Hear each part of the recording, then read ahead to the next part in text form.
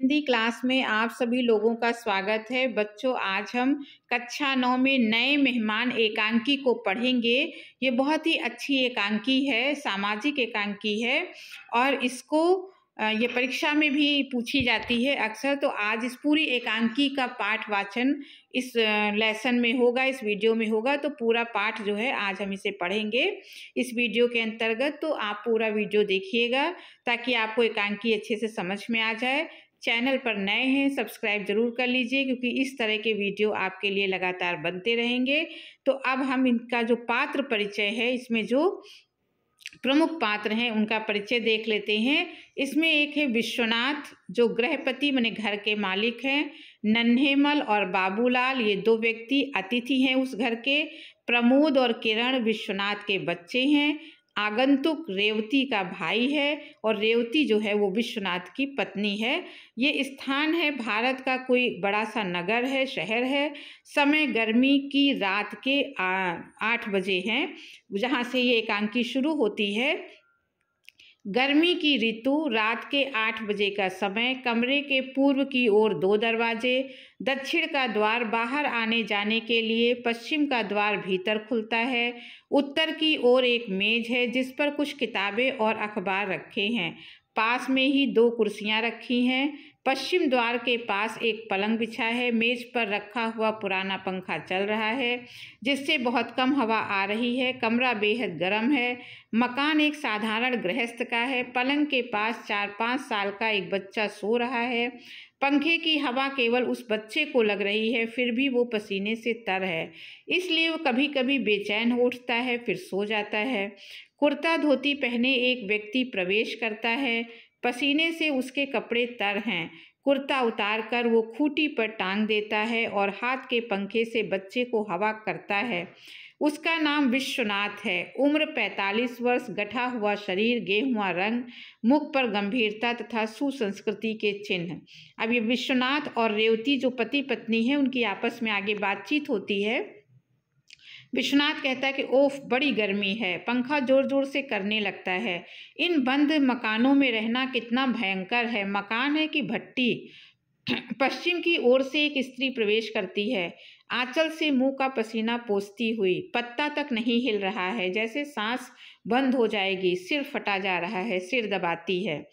पानी पीते पीते पेट फूला जा रहा है और प्यास है कि बुझने का नाम नहीं लेती।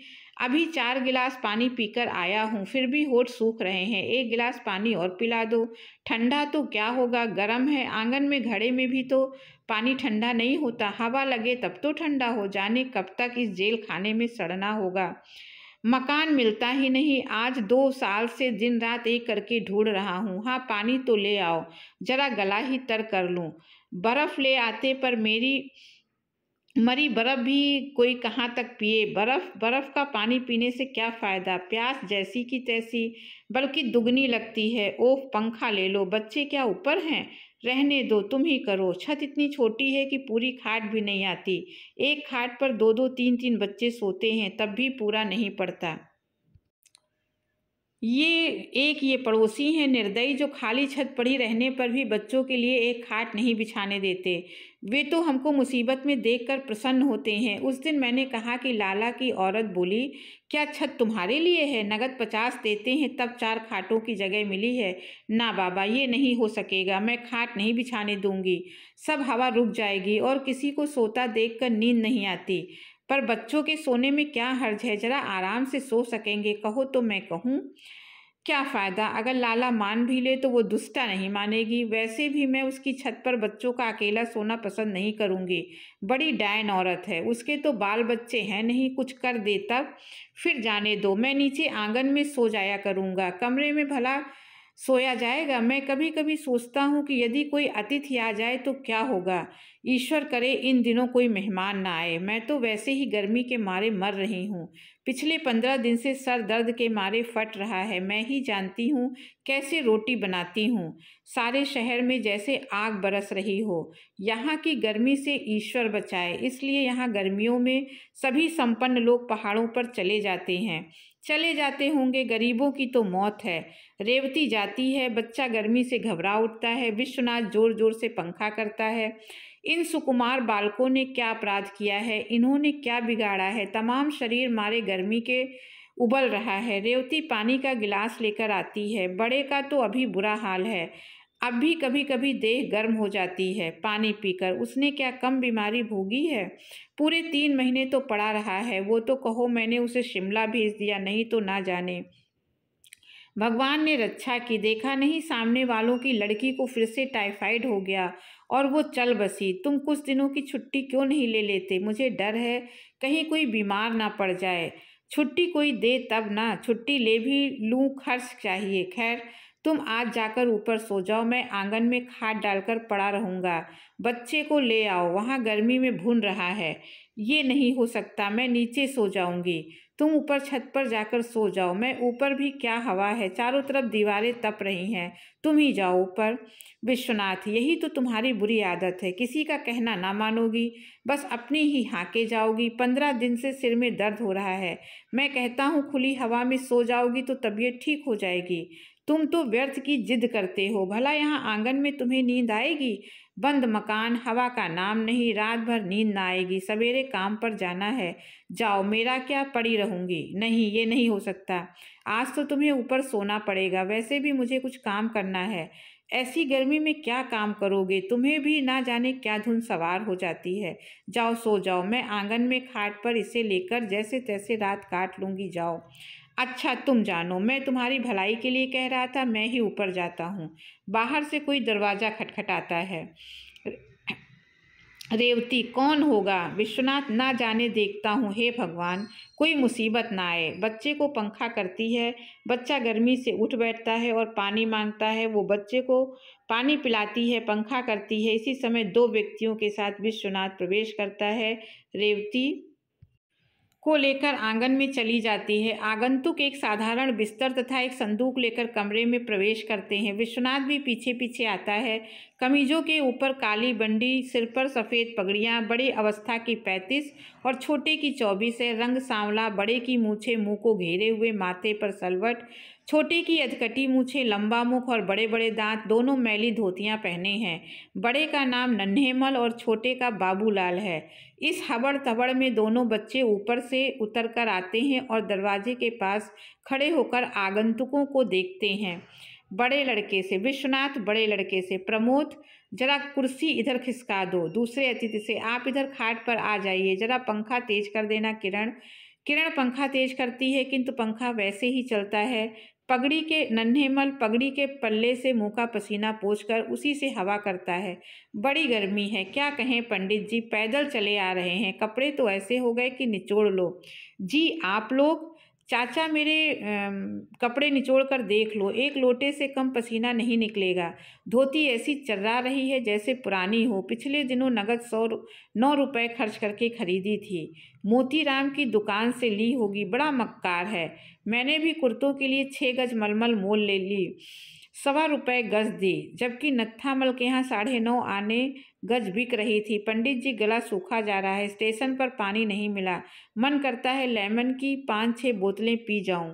मुझे कोई पिलाकर देखे, 10 से कम नहीं पीऊँगा। बच्चों की ओर देखता है, क्या नाम है तुम्हारा भाई? प्रमोद। किरण, ठंडा ठंडा पानी पिलाओ दोस्त, प्राण सूखे जा रहे हैं। देखो प्रमोद, कहीं से बर्फ़ मिले तो ले आओ। आप लोग?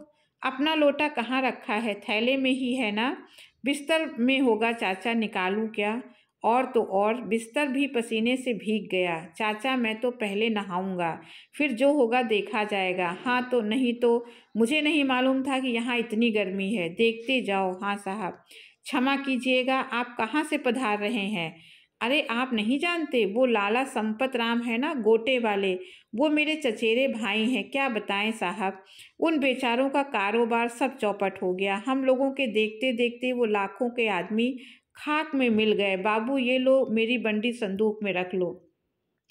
कौन संपत राम? अरे वही गोटे वाले। लाओ ना चाचा। संदूक खोलकर बंडी रखते हुए, माल मसाला तो अंटी में है ना? नहीं, जेब में है, बंडी की जेब में है। अब डर की क्या बात है, घर ही तो है। जरा बीड़ी का बंडल तो मेरी जेब से निकाल। बीड़ी तो मेरे पास भी है, लो जरा भाई, दिया सलाई ले आना। अभी लाई। जाती है और लौट कर दिया सलाई देता है। दोनों बीड़ी पीते हैं। मैं संपत राम को, विश्वनाथ कहता है कि मैं संपत राम को नहीं जानता। रन्हेमल, मैं संपत राम को जानने की क्यों, वो तो आपसे मिले हैं। आपकी तो वो, हाँ, उन्होंने कई बार मुझसे कहा है। आपको तो वो बहुत तारीफ करते हैं। पंडित जी, क्या मकान इतना ही बड़ा है? आश्चर्य से, बिजनौर? क्या बिजनौर में तुम्हारी जान पहचान है? अपनी बिरादरी का तो कोई आदमी वहाँ रहता ही नहीं है। बहुत दिन से एक बार काम से बिजनौर गया था, पर तब से तो 20 साल हो गए हैं। सोच लो, शायद वहाँ कोई साहित्यिक मित्र हो, उसी ने इन्हें भेजा हो। ध्यान तो नहीं आता, फिर भी कदाचित कोई मुझे जानता हो तो, और उसी ने भेजा हो। किसी संपत राम का नाम बता रहे थे, मैं जानता भी नहीं। बड़ी मुश्किल है। मैं खाना नहीं बनाऊंगी। पहले आत्मा फिर परमात्मा। जब शरीर ही ठीक नहीं रहता तो फिर और क्या करूं? क्या कहेंगे कि रात भर भूखा मारा, बाजार से कुछ मंगा दो ना।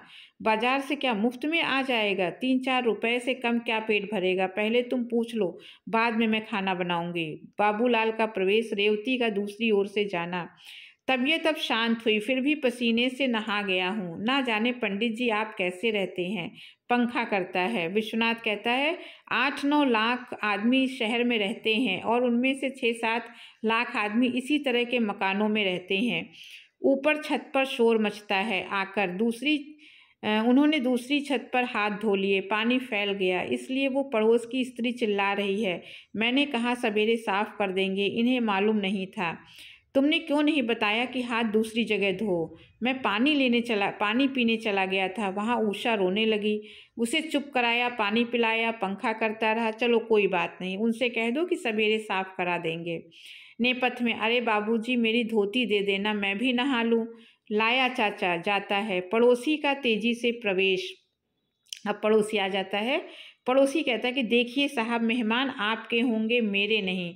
मैं ये बर्दाश्त नहीं कर सकता कि मेरी छत पर इस तरह गंदा पानी फैलाया जाए। सारी छत गंदी कर दी। वाकई गलती हो गई, कल सवेरे साफ करा दूंगा। आपसे रोज ही गलती हो जाती है। अनजान आदमी से गलती हो ही जाती है, उसे क्षमा कर देना चाहिए। कल से ऐसा नहीं होगा। होगा क्यों नहीं, रोज होगा, रोज होता है। अभी उसी दिन आपके एक और मेहमान ने पानी फैला दिया था, फिर वो खाट बिछाकर लेट गया था। मैंने समझा तो दिया था, फिर वो आदमी खाट पर नहीं लेटा था। तो आपके यहाँ इतने मेहमान आते ही क्यों हैं? यदि मेहमान बुलाने हो तो बड़ा सा मकान लो। ये भी आपने खूब कहा, इतने मेहमान क्यों आते हैं? अरे भाई, मेहमानों को क्या मैं बुलाता हूँ? खैर, आज क्षमा करें, अब आगे से ऐसा नहीं होगा। कहाँ तक कोई क्षमा करे? क्षमा क्षमा, बस एक ही बात याद कर ली, क्षमा। चला जाता है। दोनों अतिथि आते हैं। क्या बात है? कुछ नहीं, आप धोतियाँ छज्जे पर सुखा दें। ले बाबू, डाल तो दे, और ला बीड़ी निकाल, मेरी जेब से ले लो। धोतियाँ लेकर चला जाता है। सचमुच हमारी वजह से आपको बड़ा कष्ट हुआ। बैठकर बीड़ी सुलगाता है। भैया जरा सा पानी और पिला, उफ बड़ी गर्मी है। हाँ साहब, खाने में क्या देरदार है? बात यह है कि नींद बड़े जोर से आ रही है। देखिए, मैं आपसे 1-2 बातें पूछना चाहता हूँ। हाँ हाँ पूछिए। मालूम होता है आपने हमें पहचाना नहीं है। बाबूलाल आता है। जी हाँ, बात यह है कि मैं बिजनौर गया तो अवश्य हूँ, पर बहुत दिन हो गए। तो क्या हर्ज है, कभी कभी ऐसा भी हो जाता है। हम तो आपको जानते हैं, कई बार आपको देखा भी है। लाला भानामल की लड़की की शादी में आप नजीबाबाद गए थे? अरे दूर क्यों जाते हो, अभी पिछले साल आप मुरादाबाद गए थे। हाँ, पिछले साल मैं लखनऊ जाते हुए 2 दिन के लिए जगदीश प्रसाद के पास मुरादाबाद ठहरा था।